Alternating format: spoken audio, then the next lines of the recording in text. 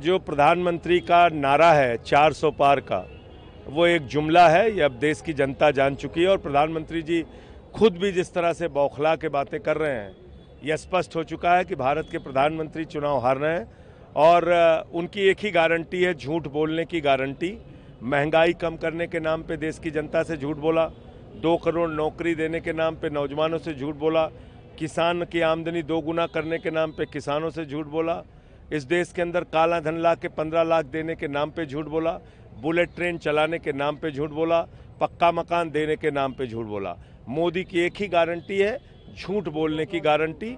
झूठ बोलो और राज करो का फार्मूला अब चलेगा नहीं। उनकी नीयत को लोग पहचान चुके हैं।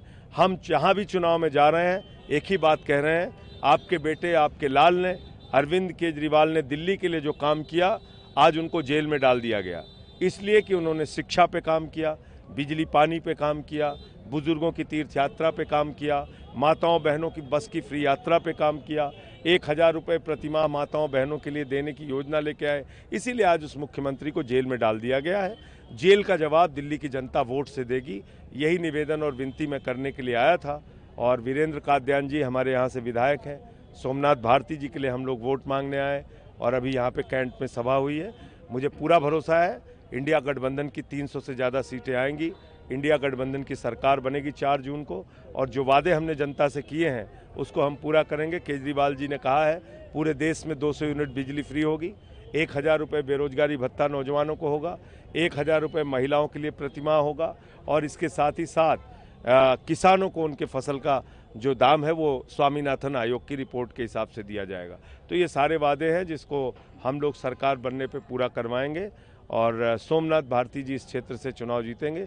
7 की 7 सीटें हम लोग दिल्ली में जीतने जा रहे हैं। जनता जेल का जवाब वोट से देगी। आप लोग चला रहे हैं, कैसा रुख दिख रहा है लोगों का उसके बीच? देखिए, बहुत ज़बरदस्त समर्थन है और मैं समझता हूं कि जब भी कोई योजना की बात करते हैं हम लोग, जब भी किसी गारंटी की बात हम लोग करते हैं, तो केजरीवाल ने वादे से ज़्यादा काम किया है। लोग उन पे भरोसा करते हैं। यूपी ब्रजभूषण सिंह के लड़के को टिकट मिल गई है, तो इससे क्या फ़र्क पड़ता है?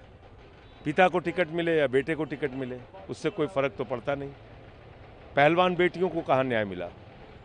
कहाँ न्याय मिला? प्रज्वल रमन्ना ने अपनी दरिंदगी का शिकार जिन महिलाओं को बनाया, कहाँ न्याय मिला?